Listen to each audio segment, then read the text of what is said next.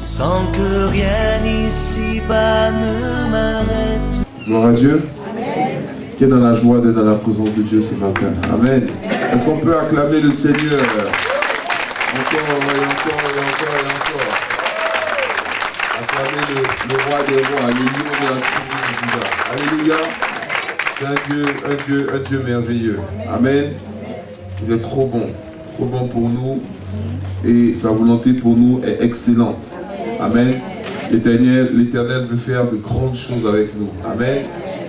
Il veut nous amener à expérimenter ce qu'il y a de meilleur, les meilleures choses du pays. Amen. Nous allons ce matin lire le psaume 91. Tous ensemble, comme un seul homme. On va prendre le psaume 91 et on va le lire.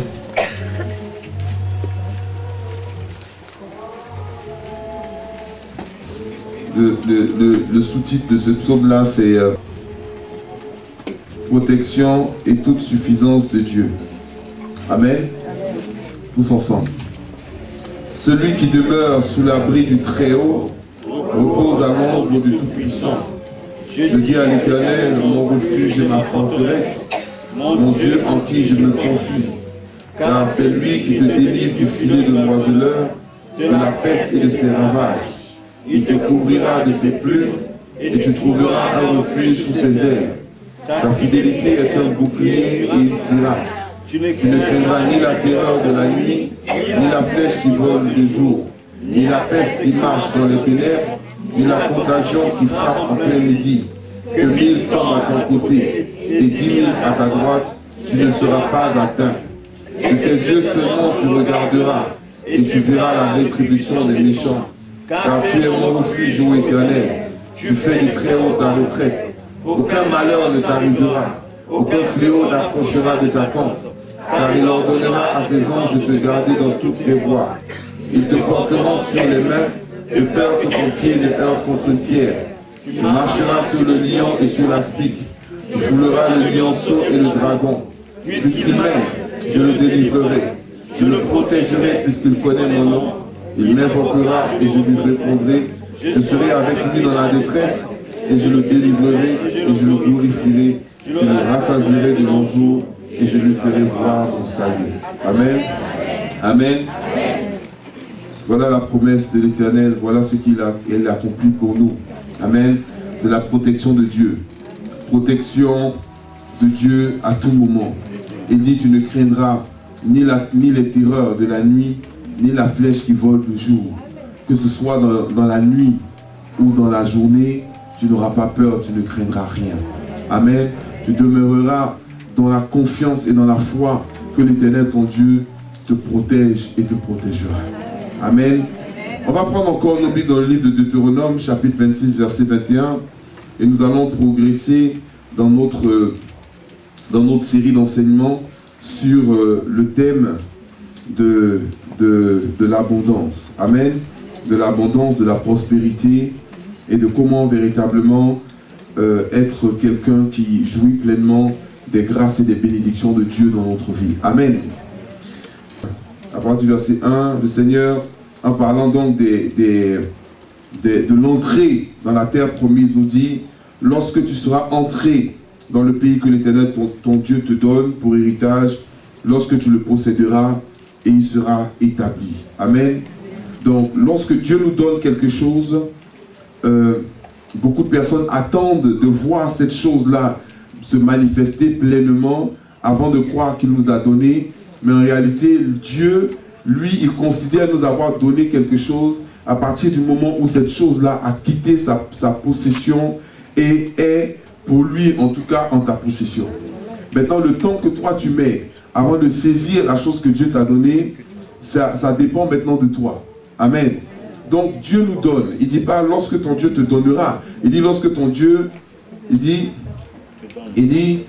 Donc, dans le pays que ton Dieu te donne. Il ne dit pas dans le pays que l'Éternel, ton Dieu, te donnera.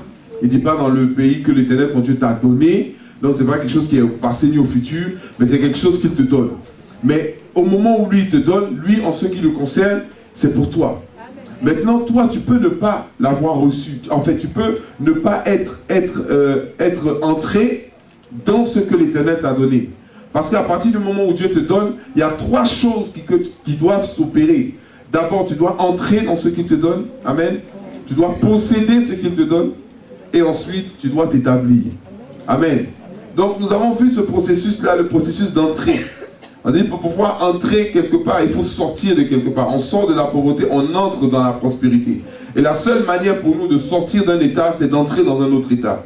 Quand quelqu'un vous dit, écoutez, vraiment ça ne va pas, je sens comme une malédiction sur ma vie, je sens qu'il y a des forces qui s'opposent à mon avancée, il y a des forces qui s'opposent à ma prospérité, je suis allé dans plusieurs nations, j'ai essayé plusieurs choses, mais il y a toujours comme cette force-là qui s'oppose à ma percée, à ma réussite. Je sens comme si vraiment j'étais maudit. La seule manière pour lui de sortir de la malédiction, c'est d'entrer dans la bénédiction. Amen. Ce n'est que lorsqu'il commence à expérimenter la bénédiction qu'en réalité la malédiction prend fin. Si son objectif ultime est de sortir de la malédiction, il n'en sortira jamais. Il va passer son temps à tourner en rond, comme beaucoup de personnes le font, à penser que par un coup de baguette magique, on va les faire sortir de la malédiction. Mais celui qui vous dit qu'il peut vous faire sortir de la malédiction sans vous faire entrer dans la bénédiction, c'est qu'il est même en désaccord avec la volonté et la parole de Dieu. Vous comprenez? Galates chapitre 3 verset 13 où le Seigneur dit, où la Bible dit en parlant du Seigneur, il s'est fait malédiction pour nous, car il est écrit maudit est quiconque est pendu au bois, afin que nous puissions recevoir la bénédiction d'Abraham. Donc la manière pour lui de mettre fin à la malédiction, amen, ça a été de payer le prix de la malédiction, afin que nous puissions recevoir en échange de la malédiction, la bénédiction d'Abraham. Donc la seule manière de sortir d'un état négatif, de sortir de la mort, c'est d'entrer dans la vie. La seule manière de sortir de la loi, de la mort, de la loi de l'échec, de la loi de la souffrance, c'est d'entrer dans la loi de la vie, de la multiplication de grâce, de la percée et de ce genre de choses. Amen. Amen. Voilà, donc c'est un processus qui doit être accompli jusqu'au bout. C'est un processus qui doit suivre pleinement son développement. Amen. Et ne pas seulement se contenter de vouloir voir ses problèmes disparaître. Il faut avoir pour objectif de se réconcilier avec Dieu, de marcher avec Dieu, de mettre Dieu dans notre vie à la place qu'il mérite. Amen. Et de manière naturelle, tous les petits problèmes qui sont dans notre vie vont commencer à se dissiper. Mais si vous êtes si vous êtes centré sur vos problèmes, j'allais parler en anglais, si vous avez la pensée du problème et que tout votre objectif c'est de régler les problèmes, mais très vite vous allez être débordé. Hein? Chez nous il y a un adage, on dit tu ne peux pas être dans les fourmis et puis chasser les fourmis. C'est une manière de dire tu ne peux pas être dans les bandits, tu peux pas être dans les maniants et chasser les maniants, parce que les fourmis, quand elles attaquent jamais seules. Donc la première chose à faire lorsque tu veux te débarrasser des fourmis, c'est de quitter l'endroit où les fourmis, où le nid de la fourmi là se trouve. De telle sorte qu'une fois que tu as quitté là-bas, que tu es dans un autre environnement, maintenant tu peux t'occuper des fourmis. Mais tant que tu es dans les fourmis, tu peux être très facilement débordé jusqu'à ce que les fourmis même finissent même. Vous savez qu'une fourmi, que les fourmis peuvent tuer un homme. Hein? Parce qu'à un moment, tu peux plus, elles t'ont envahi de partout. Et c'est souvent des fois ce qui arrive aux personnes qui, au lieu de sortir de leur état, au lieu de sortir de leur manière de vivre, au lieu de sortir de leur manière de penser, au lieu de changer leurs attitudes et leurs comportements, veulent demeurer dans cette manière de faire, ne rien changer, ne rien opérer comme changement, et puis vouloir maintenant combattre les démons. Très rapidement, ils sont submergés et ils ne peuvent plus s'en sortir.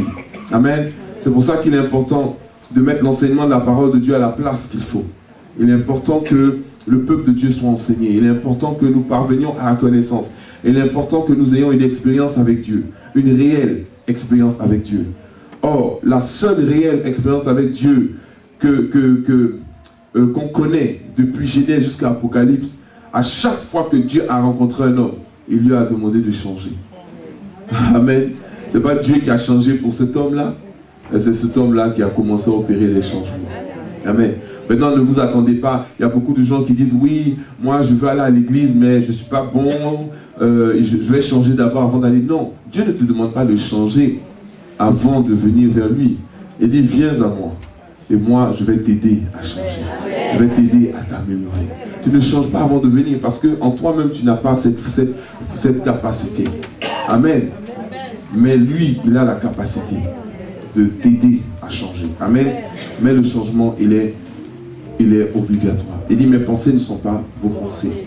Mes voix ne sont pas vos voix. Autant les cieux sont élevés au-dessus de la terre, autant mes pensées sont élevées au-dessus des vôtres. Donc, le vrai christianisme, c'est quoi? C'est abandonner les pensées des hommes pour pouvoir avoir les pensées de Dieu. Amen. Dieu veut qu'on commence à penser comme lui. Dieu veut qu'on commence à parler comme lui.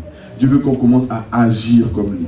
À partir du moment où quelqu'un commence à penser comme Dieu, à parler comme Dieu, à agir comme Dieu, il aura des résultats dans sa vie qui sont indéniables, qu'on ne peut mesurer, qu'on ne peut quantifier. Et c'est là qu'on vit le succès, qu'on vit à Canaan, qu'on l'expérimente. Amen. Donc il dit, prends possession de ce que je te donne. Entre, amen, possède et il faut t'y établir. Amen. Dans la notion de possession, il y a la notion de conquête. Il y a la notion d'attraper. Il y a la notion de prendre possession, vraiment de saisir la chose. Amen. Amen. Amen. Donc quand il dit prendre possession, c'est arracher. Il le dit, c'est comme le royaume des cieux. Depuis Jean le Baptiste, le royaume des cieux appartient aux violents. Amen. Et le royaume des cieux est forcé. Et ce sont les violents qui s'en emparent. Ce sont les hommes forts qui s'en emparent. Ce sont les hommes qui sont capables d'entrer, de posséder. Mais maintenant, une fois que tu as possédé, il faut maintenant pouvoir t'y établir. Amen. Et s'établir, c'est un autre aspect. S'établir, tu t'établis au moment où tu as déjà fini de vaincre tous tes ennemis et que maintenant tu t'assois. Parce que dans la racine du mot établir, établir veut également dire s'asseoir. Amen. Ça veut également dire s'asseoir. Ça veut dire vraiment, tu possèdes, maintenant c'est à toi, maintenant tu t'assois. Mais il y a des gens qui pensent que au moment où ils sont assis, ils n'ont plus de combat à mener. Il y a des personnes, par exemple, dans le cadre du mariage, toute leur obsession, c'est de se marier. Pour certaines personnes. Donc, elles prient pour le Seigneur, donne-moi mari, Seigneur, donne-moi mari, Seigneur, donne-moi mari, Seigneur. Bon, elle fait tout ce qu'il y a à faire. Elle opère les changements. Elle change sa manière de s'habiller, elle change sa manière de parler et tout. Et maintenant, quand le mariage se fait et qu'elle entre dans la maison, elle s'assoit maintenant, elle dit, bon, je suis établie. Alors que c'est là même que les problèmes, d'autres problèmes commencent. Ben, se marier, c'est une chose. Mais je vais vous dire qu'aujourd'hui, dans le monde, il y a beaucoup plus.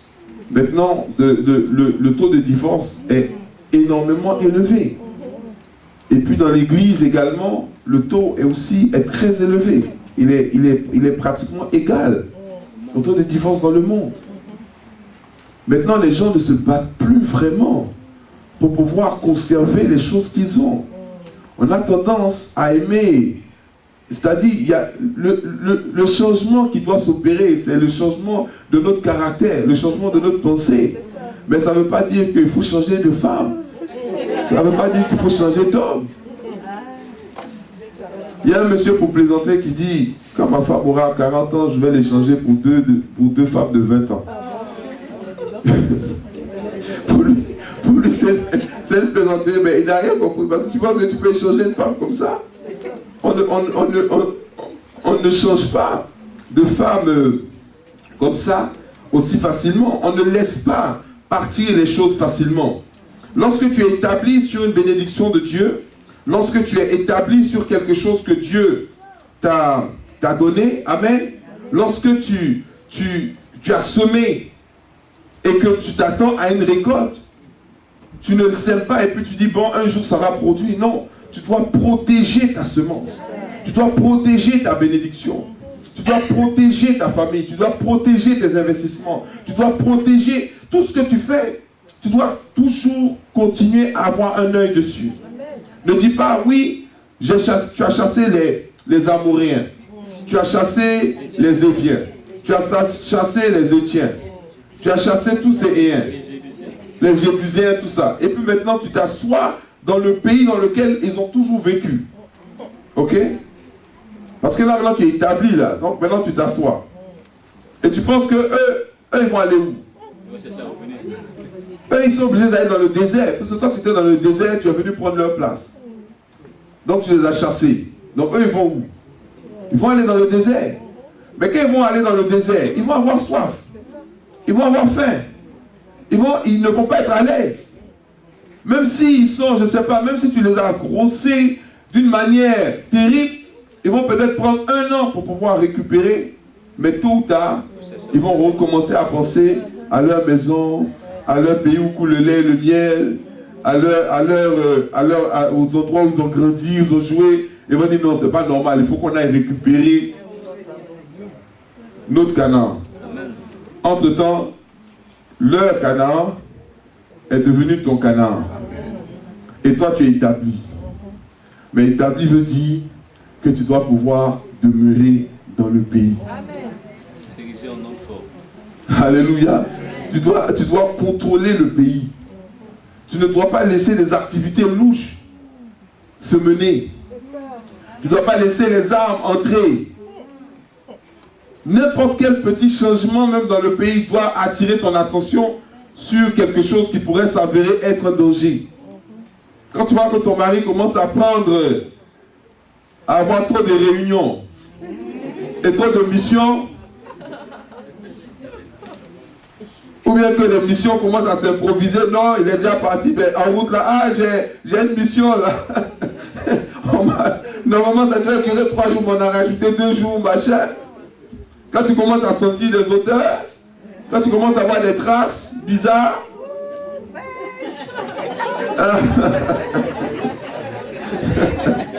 mais c'est pas que dans le sens des hommes, il y a des hommes aussi, les femmes les jouent, hein. Terrible. Donc il ne faut pas dire non, je suis établi, c'est pour moi, non, il n'y a rien. Moi, vous savez, une fois, je suis allé prêcher dans une église à l'île en Guyane. Et il y avait sur l'église, il y avait un pasteur principal et son adjoint. Et le Seigneur me montrait que vraiment ça allait être difficile pour eux s'ils ne réglaient pas un certain problème d'autorité dans l'église. Et quand j'ai dit ça, j'ai dit au pasteur, j'ai dit, d'ici quelques mois, vraiment, ça risque d'être difficile entre vous. Et ça, je lui ai dit ça dans la chambre d'hôtel, dans le secret. C'est vraiment un conseil de grand frère, même s'il est plus âgé que moi, mais dans le ministère, il est mon petit frère. Donc j'ai dit vraiment, fais attention, il y a des trucs à régler, tout ça. Lui, en pleine réunion, pendant l'exhortation, enfin, pendant la direction, il dit, oui, l'homme de Dieu m'a dit que entre moi et un tel, ça ne va pas aller. Mais moi, je dis que ça ne peut pas, que ça n'arrivera jamais. Que ça, en tout cas, c'est un problème qui est réglé, ça ne peut pas arriver. Quand je suis parti là, ça n'a pas duré 5 jours. Les deux se sont séparés. Jusqu'à aujourd'hui, ils ne se parlent pas. Et l'église est divisée. L'église. Mais je dis, moi, mon souhait, c'est pas que l'église se divise, c'est pas qu'ils ne se parlent pas. Si Dieu m'a utilisé pour leur parler, c'est pour pouvoir les prévenir sur une situation que lui, il n'a pas pu flairer. Parce que, vous savez, pour avoir l'esprit d'un gardien, parce qu'une fois que tu es établi, tu gardes ta propriété, tu gardes ton bien. Il y a des signes, il y a des choses qui commencent à se produire. Même dans une église, une division ne vient pas comme ça du jour au lendemain. Il y a des signes annonciateurs, il y a des signes précurseurs. Même dans tes rapports avec un homme, ce n'est pas du jour au lendemain que ça se gâte. C'est progressif. D'abord, il t'appelait tous les jours. Il t'appelait 10 fois par jour. Après, il t'appelle maintenant 1 fois par jour. Après, il t'appelle 1 fois chaque 3 jours. Et puis maintenant, il t'appelle à chaque fois. Maintenant, tu ne t'appelles même plus, mais c'est toi qui l'appelles à chaque fois. Et quand tu l'appelles, quel que soit le moment où tu l'appelles, ah, excuse-moi, je suis occupé, je vais te rappeler, mais rappelle jamais. Attends, toi, tu as besoin d'attendre jusqu'à ce que ça devienne comme ça, avant de savoir qu'il y a quelque chose qui se passe, c'est que tu n'es pas prêt à garder le pays. Ce n'est pas valable seulement dans les relations avec les hommes, mais c'est également valable dans tout, même dans les finances, même dans ta vie spirituelle. Quand tu commences à constater que tu n'as plus de trait pour la parole, tu ne pries plus, tu ne jeûnes plus, tu ne lis plus la parole de Dieu, tu dois commencer à te dire, ah, je suis en train de prendre un coup sur le plan spirituel. Il faut que je me réveille, il faut que ça change. Il faut que tu règles le problème qui t'empêche d'être au poste. Si c'est la télévision que tu regardes trop, impose-toi une discipline. Si c'est les causeries que tu fais trop, impose-toi une discipline. Mais sache que quand tu es en haut, tu peux tomber. C'est ça en fait le problème. C'est ça le problème de la vallée et de la montagne. Amen. Deutéronome chapitre 11 verset 1. C'est Deutéronome chapitre 11 verset 11. Il dit, le pays que vous allez posséder est un pays de montagnes et de vallées, et qui boit les eaux de la pluie du ciel. Amen. Il dit au verset 12, il dit, c'est un pays dont l'Éternel, ton Dieu, prend soin, et sur lequel l'Éternel, ton Dieu, a continuellement les yeux du commencement à la fin de l'année. Ça, c'est fort. Pourtant, c'est des étrangers qui habitent là-bas. Mais en fait, c'est des gens qui sont étrangers à l'Alliance. Mais Dieu prend soin de ce pays. Il s'occupe de ce pays du début de l'année à la fin de l'année. Ils boivent l'eau qui vient du ciel. Alléluia. Mais c'est un pays de montagnes et de vallées. Dis à ton voisin montagne. Dis à ton voisin vallée. La montagne, c'est en haut. La vallée, c'est en bas. Amen. Donc, quand on te dit que c'est un pays de montagnes et de vallées, ça veut dire que c'est un pays dans lequel il y a des hauts et des bas. C'est comme aussi le mariage. Quand tu fais le vœu de mariage, on dit pour le meilleur et pour le pire. Le meilleur, là, c'est la montagne, le pire, c'est la vallée. Les personnes qui partent dans le mariage en pensant que ça sera que la montagne ont un problème. Les personnes qui pensent aussi que ça sera que la vallée a un problème. Parce qu'elles vont sombrer dans la dépression. Et vous savez, Canaan, le premier problème de Canaan, parce que Canaan, c'est la terre d'abondance. Le premier problème de Canaan, c'est la dépression. Le premier problème de Canaan, c'est la dépression. Les Étiens, les Éviens, les Amoriens et autres, j'ai détaillé ça dans une série d'enseignements que j'intitule Comment entrer dans la plénitude de ses promesses. C'est un coffret DVD, c'est disponible sur la table de publication. Peut-être que je reprendrai ce séminaire-là. Mais c'est très important de savoir identifier chacun de ces ayants-là, savoir ce que c'est en réalité. Amen. Et vous allez vous rendre compte que dans les pays développés, tels que les pays d'Europe et puis des États-Unis, le fléau numéro 1 est le Canada, c'est la dépression. Parce que ce sont des pays d'abondance, mais paradoxalement, les gens qui habitent dans des pays vraiment où le climat est aride, où la pauvreté bat son plein, il n'y a pas beaucoup de dépression là-bas. J'ai dit, allez en Éthiopie, vous allez très rarement trouver une femme dépressive. En Éthiopie. Pourtant, il y a toutes les raisons d'être dépressif en Éthiopie. Par contre, en Europe, vous êtes assisté. Bon, je suis là aussi. Bon. On est assisté. On a la sécurité sociale. On a la carte chose de la. Non, pas la CMU, mais même la carte. On a l'assurance maladie, au moins. Hein? Tu peux aller à l'hôpital tranquillement, aller faire des examens. Il y a tous les services d'accompagnement. Quand tu perds ton travail, même on te donne une bonne partie de ton salaire pendant un certain temps et tout. Ok? On a de l'aide même pour le logement. On a de l'aide pour les enfants. Tu fais un enfant, va en Éthiopie, là, tu accouches un enfant, qui va te donner l'argent? Ou bien du lait, tout.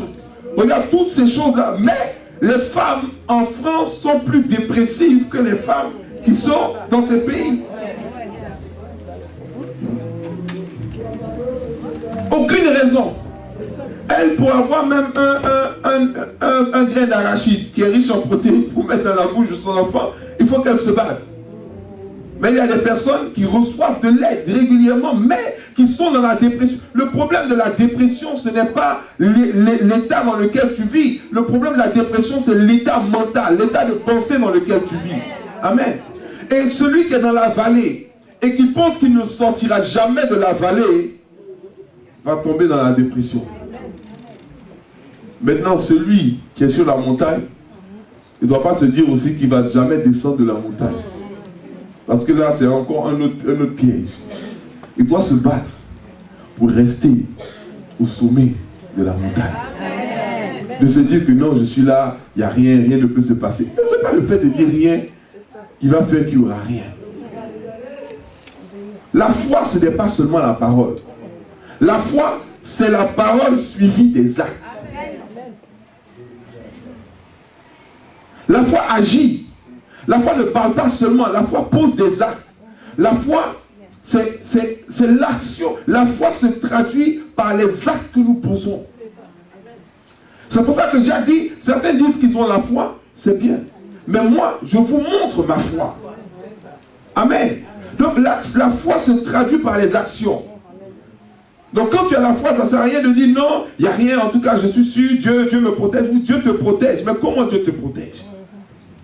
En te donnant les aptitudes, en te donnant les qualités, en te donnant le discernement, en te donnant la révélation, en te donnant la force nécessaire pour pouvoir identifier l'ennemi et le terrasser. Amen.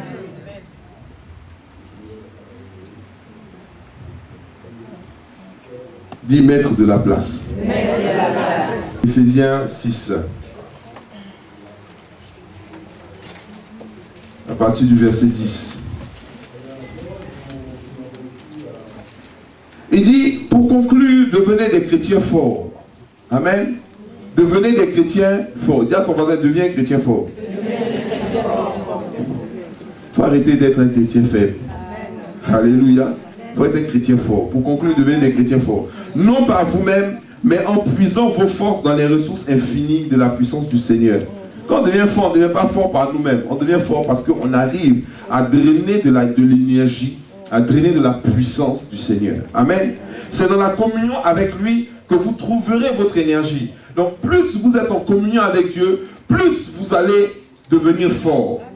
Amen. Il y a des gens qui ne comprennent pas ce processus, mais je vais te l'expliquer tout simplement. Quand tu prends du fer et que tu le colles à de l'aimant, après quelques temps, qu'est-ce qui se passe? Hein? L'aimant commence à avoir des propriétés, le fer commence à avoir des propriétés de l'aimant. Parce que de toute façon, le fer et l'aimant, l'aimant va toujours attirer le fer. Maintenant, quand le fer vient contre l'aimant, sur l'aimant, et que le fer reste longtemps sur l'aimant, et que tu détaches le fer et que tu l'approches d'autres morceaux de fer, qu'est-ce qui se passe? Les fers également vont être attirés par l'autre morceau de fer. Pourquoi? Parce que la propriété de l'aimant a contaminé le fer, n'est-ce pas? Lorsque vous restez dans la communion de Dieu, ça veut dire que vous êtes dans la présence de Dieu. Donc sans le savoir, la puissance de Dieu maintenant commence à vous contaminer. C'est-à-dire que la puissance de Dieu commence à entrer en vous par le seul fait de rester dans sa présence. Pourquoi? Parce que vous avez été fait à l'image de Dieu, selon sa ressemblance.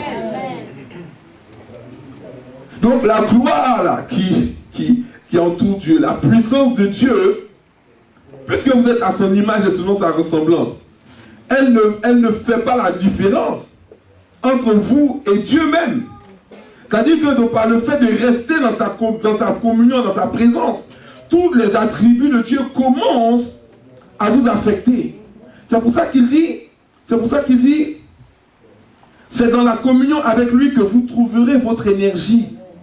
C'est dans la communion avec lui que vous trouverez votre force. C'est dans la communion avec lui que vous trouverez votre puissance. C'est dans la communion avec lui que vous trouverez votre inspiration. C'est pour ça que les plus grandes révélations qu'on a, c'est lorsqu'on est dans la communion de Dieu, avec Dieu. Amen. Quand tu es dans la communion, tu reçois les choses. Des fois même, tu peux même avoir une vision. Tu peux voir des pourquoi. Parce que Dieu, il voit tout, il est partout, il sait tout, il voit tout. Toi-même, tu expérimentes la chose, une fraction de seconde, ça débloque ta vie d'une manière exceptionnelle.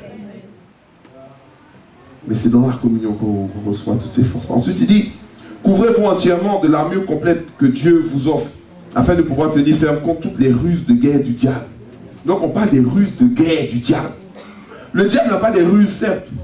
Il a des ruses de guerre. La finalité, c'est tuer, égorger, détruire. Et il a des ruses de guerre. Et pour tenir ferme contre ces ruses de guerre, il faut porter l'armure complète. Si tu portes une partie, tu laisses une autre partie, il va profiter de ça. Parce que la première stratégie en matière de guerre, c'est d'étudier les faiblesses de ton adversaire. Ça ne sert à rien de l'attaquer où il est fort. Il faut l'attaquer où il est faible. C'est pour ça que si on vous demandait à vous comment le diable devait vous attaquer, vous allez dire, bon, moi en tout cas dans les finances, on ne peut pas m'avoir là-bas. Hein. Le diable peut m'attaquer dans les finances. Mais il ne sait pas dans les finances, il va t'attaquer. Parce qu'il sait que, même s'il te dit, bon, prends un peu, demain tu vas rembourser, tu vas dire, non, moi je ne rentrerai jamais dedans. Mais, s'il connaît tes faiblesses, c'est dans tes faiblesses-là qu'il va t'attaquer. Tu es quelqu'un de gourmand. Il va dire, moi j'ai beignet. Oh, maman, je suis un jeune aujourd'hui, mais je ne peux pas résister devant un beignet. Tu prends, tu manges. Je dis, mange 2. Mange 3. Après ça, la culpabilité vient. Ça veut dire qu'à cause de beignet que tu as mangé, tu as l'impression même que tu viens de commettre un crime. Quoi. La culpabilité vient. Après, les kilos aussi viennent. Et puis quand tu te regardes dans le miroir, tu dis, je ne sais même pas comment j'ai fait pour devenir comme ça. C'est les beignets que tu as. Et puis, ça veut dire que le diable peut t'avoir même pas des beignets. Il peut t'avoir par des chocolats, il peut t'avoir par de l'alcool, il peut t'avoir par de la... En fait, il peut t'avoir partout. Il a des stratégies de guerre. Mais dès le moment où chez toi c'est une faiblesse, pour lui c'est une force.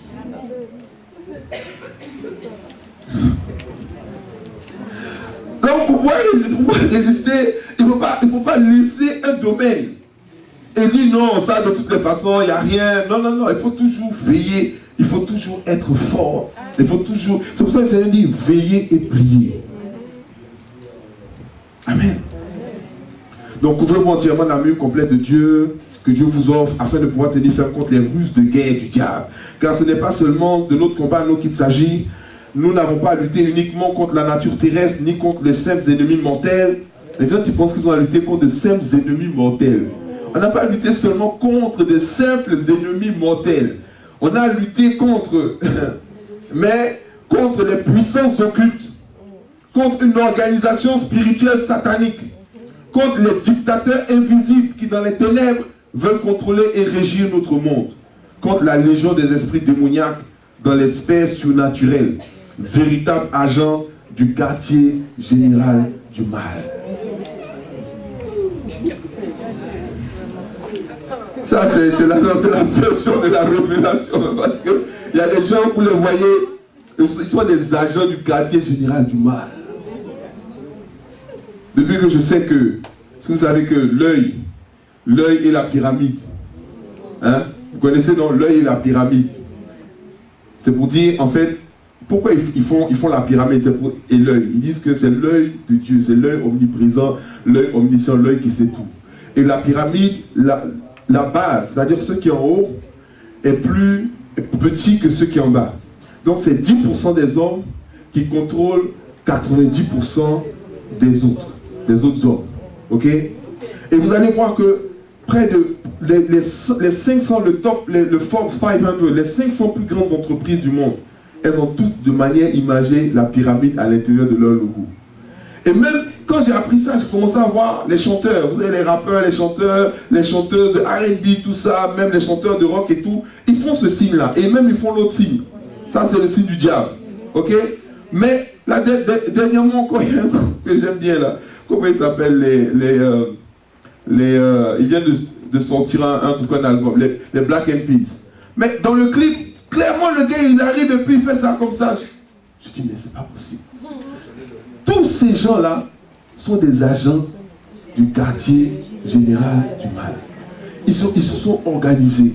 Ils ont mis la main sur les médias. Tout ce qui est musique, tout ce qui est télé, tout ce qui est radio, tout ce qui est... Et puis ils ne cessent de bombarder notre esprit, nos têtes de messages subliminaux, de messages négatifs, de choses pour détruire notre foi. Et donc la seule manière pour nous de pouvoir de pouvoir tenir ferme, tenir bon, c'est de prendre l'armement, les armes, l'équipement de Dieu, tout. Voilà pourquoi il vous faut endosser toute l'armure divine, afin de pouvoir tenir bon au mauvais jour et faire usage de tout l'équipement que Dieu vous offre et faire tout ce qui vous est possible si vous voulez repousser les attaques, remporter la victoire sur tous les ennemis et rester maître de la place. Amen. Donc il y a deux choses qu'on fait essentiellement. On fait quoi? On repousse les attaques. Amen. Tu vois? Et on tient bon au mauvais jour. Mauvais jour, c'est la vallée. Quand tu es dans la vallée, c'est les mauvais jours. Il ne faut pas te dire que tu vas rester là-bas. Quelle que soit la vallée dans laquelle tu te trouves, mon frère, ma soeur, laisse-moi te dire que la volonté de Dieu pour toi, ce n'est pas que tu restes dans la vallée. La vallée, c'est temporaire. C'est un pays de vallée et de montagne. Tu vas monter sur la montagne. Amen. Mais quand tu arrives sur la montagne, ne te dis pas que je n'ai plus rien à faire, c'est bon, je suis arrivé, je vais me reposer maintenant. Non. Il faut que tu puisses repousser les attaques. Tiens, ton voisin, repousse les attaques. Reste maître de la place. Il y a des gens qui ne sont plus maîtres de la place. Il y a des pasteurs qui ne sont plus maîtres de leur assemblée. Il y a des femmes qui ne sont plus maîtres de la maîtresse de la maison.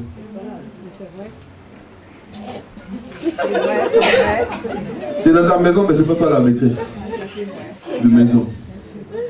C'est quelqu'un d'autre qui dirige ta maison. Il y a des hommes qui ne sont plus maîtres de leur vie. Il y a des gens qui ne sont plus maîtres de leur avenir. Il y a des personnes qui ne sont plus maîtres des choses qui vont leur arriver. Mais ce n'est pas normal. Dieu veut que tu sois maître de la place. Amen. Quand Israël est entré à Canaan, tu entres à Canaan, après tu sécurises la ville. Tu mets les garde-fous. Tu ériges une forteresse. Je ne sais pas pourquoi j'ai fermé la version. Attends, on va continuer encore à lire. Il dit donc, ensuite, il dit, voilà pourquoi donc il vous faut endosser toute l'armure divine afin de pouvoir tenir bon au mauvais jour et faire usage de tout l'équipement que Dieu vous offre et faire tout ce qui vous est possible. Amen. Si vous voulez repousser les attaques, remporter la victoire sur tous les ennemis et rester, dit tous les ennemis. Tous les ennemis. Un vrai guerrier, il ne laisse pas un ennemi. Il les terrasse tous.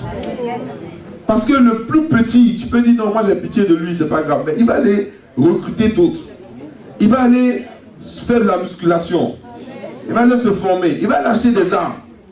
Et la prochaine fois que tu le verras, il ne sera plus aussi faible qu'il était au moment où tu l'as affronté pour la première fois. On ne laisse pas un ennemi vivant. Amen. Jusqu'au bout. Il faut combattre jusqu'au bout. Repousser tous les ennemis. Amen. Et rester maître de la place. Soyez donc prêts au combat. Soyez donc prêts au combat. Dis Amen. Il y a des gens qui n'aiment pas ça. Oh, moi je viens à l'église. On dit venez à moi, vous qui êtes chargés, fatigués, vous donnerez du repos. C'est pas la fin de combat encore. Ah, il y a combat encore. Pour protéger ton repos. Le repos dont le Seigneur parle, c'est le fait de tout mettre, de penser que c'est toi qui vas tout faire. Et s'il dit non, je serai avec toi. Amen. Mais tu vas combattre. Amen. Soyez prêts donc au combat, debout et ferme. Que la vérité soit votre ceinture et la droiture devant Dieu et les hommes votre cuirasse. Chaussez-vous du zèle courageux que donne l'évangile pour annoncer la bonne nouvelle du salut et de la paix avec Dieu. Soyez toujours prêts à transmettre cette parole. En toutes circonstances, saisissez-vous de la foi comme d'un bouclier contre lequel viendront s'écraser toutes les flèches enflammées de l'adversaire. Prenez le casque du salut ainsi que l'épée de l'esprit, c'est-à-dire la parole et les promesses de Dieu. Demeurez en communion avec l'esprit par une prière persévérante, car l'efficacité de ces armes dépend d'une intercession qui ne se relâche point. Amen. Restez donc alerte et vigilant, attentif aux occasions favorables, rempli de l'esprit, plaidant avec une insistance infatigable. Donc il faut toujours rester alerte et vigilant. Amen. Alerte et vigilant. Il n'y a aucune garantie que le fait de vivre à Canaan sera quelque chose de facile. Que le fait de demeurer dans un pays prospère sera facile. À partir du moment où vous devenez quelqu'un d'élevé, à partir du moment où vous commencez à avoir une ascension dans la vie, vous devenez la personne à faire tomber. Vous devenez la personne sur laquelle tout le monde se braque. Et c'est là que j'aime bien l'hypocrisie des artistes. Quand ils sont inconnus, dès qu'ils doivent faire quelque chose, ils appellent les médias. Allô, vous pouvez faire un reportage sur moi, de la télévision, venez, ils essaient toujours d'être les amis. Maintenant, quand les médias les aident maintenant à arriver en haut, ils ne veulent plus voir les médias. Pourquoi? Parce que les défauts commencent à apparaître. C'est pour ça que Dieu prend le temps de te travailler dans l'ombre d'abord. Parce qu'à partir du moment où il dit, Satan, tu as vu mon fils? Ou tu as vu ma fille? Il dit, oh, c'est là. J'ai son dossier, donne-moi seulement 2 jours, je vais te montrer qu'elle, tu ne peux pas lui faire confiance. C'est pour ça que très souvent, avant la confirmation de l'élévation, il y a une période d'épreuve. C'est-à-dire au moment où on pense à toi pour te nommer, au moment où on pense à toi pour être le prochain, au moment où vraiment tu vois le boulevard d'opportunités se créer, c'est dans cette période-là qu'il y a la période de l'épreuve. Parce que Satan a un droit de veto que Dieu ne peut lui refuser. Il y a qui disent, mais c'est quel enseignement ça? Quand Jésus s'apprêtait à partir, tout le monde savait que Pierre allait exercer un rôle de leader. Et donc au moment où Jésus partait, Satan a réclamé Pierre. Et Jésus a dit à Pierre, il dit, mais Pierre, Satan t'a réclamé pour t'écrimer comme du froment. Je ne peux pas lui refuser ça. Mais j'ai fait quelque chose. J'ai prié pour toi afin que tu puisses surmonter cette épreuve. Et donc quand la prière du Seigneur pour nous, c'est donne-leur la force de pouvoir surmonter. Alléluia. Ne pensez jamais que le Seigneur va prier pour dire non, épargne-leur ça. Non, il n'y a pas d'épargne ici. Donc au moment où vraiment tu t'apprêtes où Dieu commence à t'élever, où Dieu veut t'élever, tu passes d'abord par le scanner. Parce qu'il va dire à Satan, il dit, tu as vu mon fils, tu as vu ma fille, tu as vu mon enfant là, vraiment comment il est truc, il sera le... Satan dit, donne-moi le dossier. Je vais régler son corps. Mais si maintenant tu as des affaires avec lui, c'est grave. C'est pour ça qu'il faut faire attention. Il faut rester maître de la place. Il faut garder le contrôle. Il faut être vigilant. Il faut se dire qu'on est en guerre. Il n'y a rien qui est détail. Ne dis pas non, c'est juste un petit truc, je faisais ça pour m'amuser. Quoi? Satan, lui, toi tu t'amuses, mais Satan lui ne s'amuse pas. Il en veut à ta vie. Il y a des personnes qui ont retardé toute leur salut. Ils étaient prêts à donner leur vie au Seigneur. Ils ont dit non, j'allais faire une dernière virée dans l'accident. Quelle dernière virée? Il n'y a pas dernière virée ici. Je m'en fais au revoir au monde. Il n'y a pas au revoir au monde, mon frère. Tu prends ta décision, elle est maintenant. Elle est tout de suite. Le changement, c'est maintenant. Le changement, ce n'est pas demain, je vais changer. C'est je change maintenant.